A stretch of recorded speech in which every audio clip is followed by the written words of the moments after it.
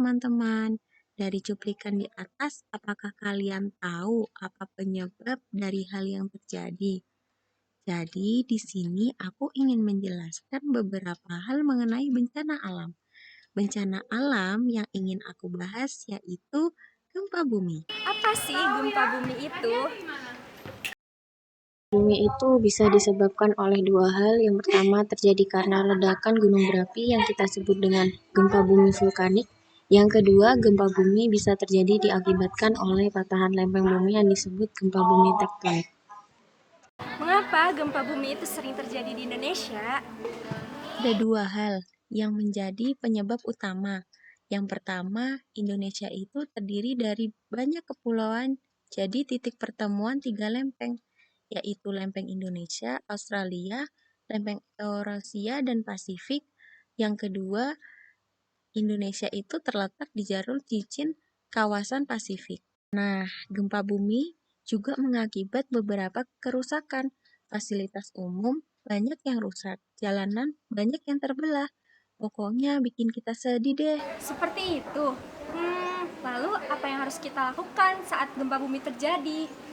Gak usah khawatir, semua itu kehendak Allah dan kita harus bertawakal dan selalu siap siaga jika gempa bumi itu akan terjadi. Nah, ada beberapa hal yang kita harus ingat dan kita harus ketahui. Iya nih, biar aku selalu siap siaga. Kamu tahu kan gempa bumi yang terjadi di Cianjur pada tahun 2022? Wah, kebetulan aku akan menjelaskan penanggulangan gempa bumi di Cianjur. Informasi terkini gempa bumi mengguncang Cianjur, Jawa Barat. Informasi resmi dari Badan Meteorologi, Klimatologi, dan Geofisika atau BMKG menyebut lokasi gempa pada 6,84 lintang selatan dan 107,05 bujur timur, tepatnya sekitar 10 km barat daya Kabupaten Cianjur, Jawa Barat. Gempa berada pada kedalaman 10 km dan tidak berpotensi tsunami.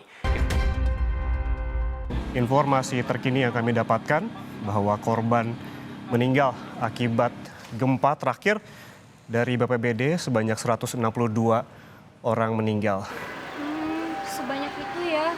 Jadi apa yang harus kita lakukan untuk menyelamatkan korban kejadian gempa bumi itu?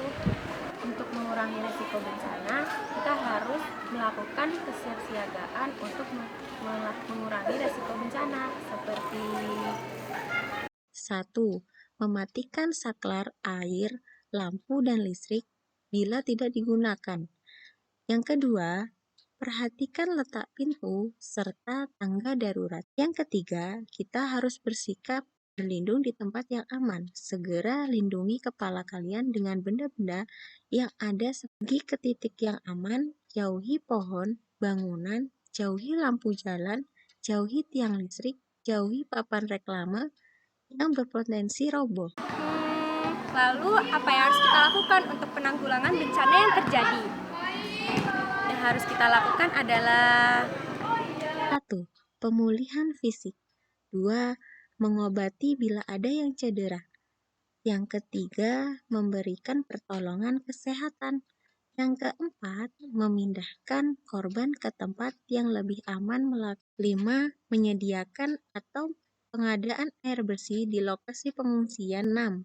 Kualitas air sumber air harus layak diminum karena MCK umum dalam pengungsian.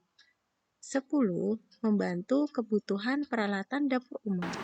Seperti itu. Penjelasanmu sudah sangat cukup jelas. Ada beberapa hal yang masih ingin aku tanyakan tentang tugas ahli gizi pada saat penanggulangan bencana alam. Secara kan pada saat gempa bumi itu banyak memakan korban jiwa dan banyak bangunan-bangunan yang runtuh. pertanyaanmu cukup bagus.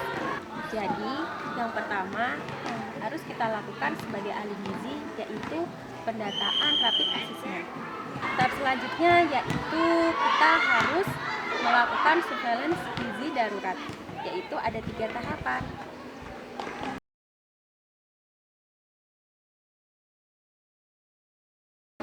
Apakah kamu sudah mengerti atas penjelasanku? Wah, keren sekali tugas ahli gizi pada saat terjadinya gempa bumi. Aku sangat tertarik untuk menjadi ahli gizi yang bisa menyelamatkan korban jiwa pada saat bencana alam. Terima kasih atas penjelasanmu.